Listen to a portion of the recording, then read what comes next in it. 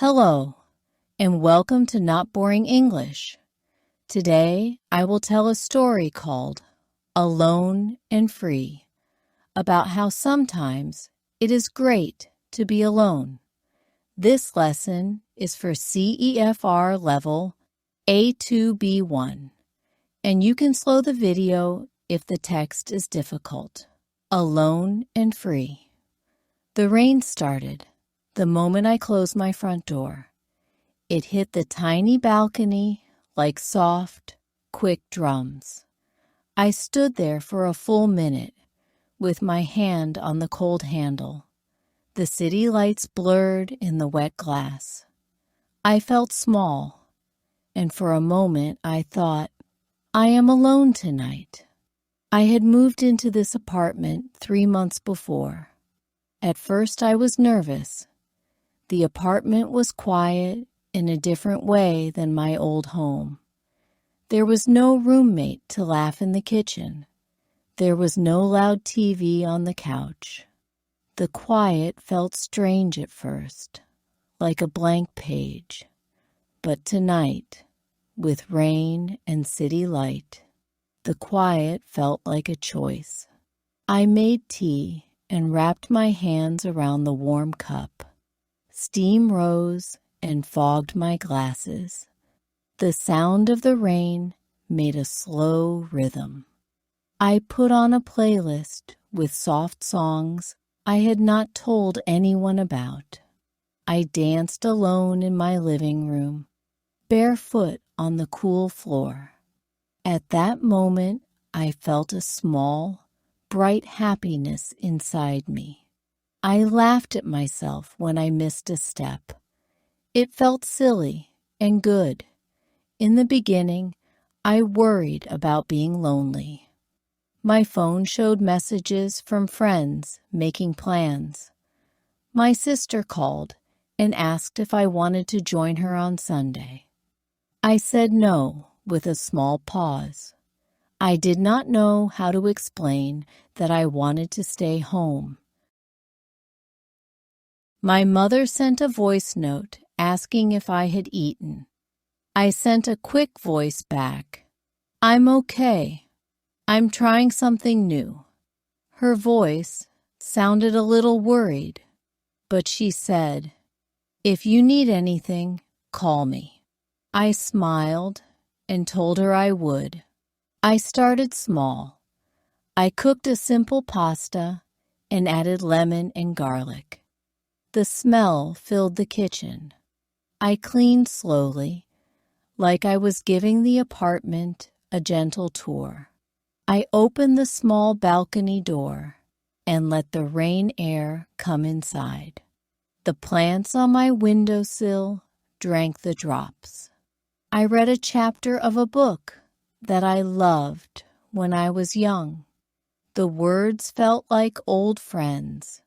I felt comfortable. I realized I could choose what I wanted to do without explaining it. The next day, I walked to the park.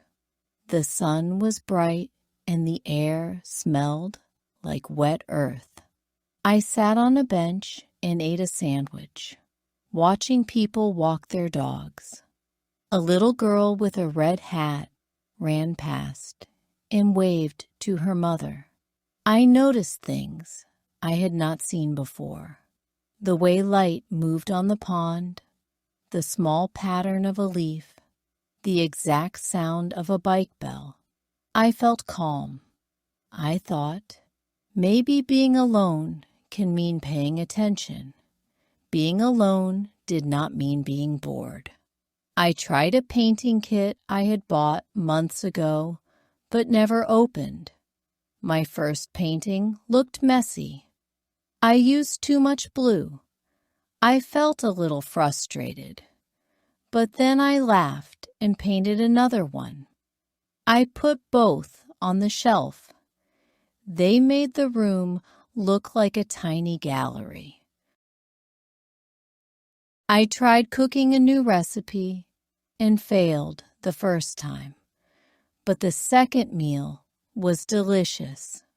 When I succeeded, I tasted it slowly and felt proud. At times, the silence was hard. I missed the easy jokes I shared with friends. I missed the voice that said, "Are you home?" without a question. Sometimes I called a friend. Sometimes I texted a neighbor to borrow sugar. Small connections kept me warm. But the real thing that changed was how I spoke to myself inside my head. I learned to be kinder. I stopped saying, "You should be doing something else." Instead, I said, "You are here now. Enjoy this." That change made a difference. One weekend, I decided to take a small trip alone. I packed a bag and took the train to a town by the river. I walked slowly through the streets, stopping at a small cafe. I sat at a table by the window and wrote in a small notebook. People watched me write, and I felt safe in my own space. On the way back, I met an elderly woman on the train who loved to tell stories. We shared tea from a thermos and talked about the city and the weather. I left the train smiling, thinking how being alone helped me meet people in new ways. A few weeks later, a friend invited me to a party. I went and had a good time. I danced and talked and laughed. But at the end of the night, I left early and walked home alone.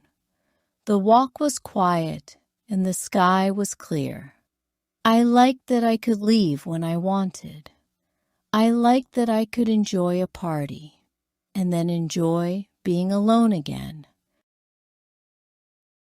I felt free to make my own choices. One rainy night, I tried to write a letter to myself. I put on a lamp and wrote about the small things I liked. The way my cat stretched in the sun, the smell of fresh coffee, the feeling of clean sheets. I wrote about the times I felt lonely and the times I felt free. When I finished, I folded the letter and put it in a box. I closed the box and felt softer inside, like some noise had stopped. Being alone taught me to listen. I listened to the sound of my own steps in the hallway. I listened to the rain on the balcony. I listened to the taste of a meal I made without help. I listened to my thoughts and found new ideas. Sometimes the ideas were slow and small. Sometimes they were clear and bright. I started to try new things because I could. I started learning Spanish with an app. I walked new streets. I planted more herbs on my sill. Friends still called. I still had days when I wanted someone beside me. But those days felt different. I knew how to stop and be with myself.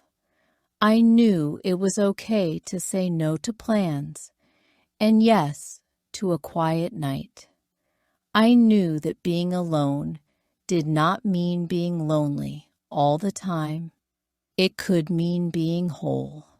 One clear morning, I stood on the balcony and drank my coffee. The sky was pink. The city woke slowly. I felt strong and calm.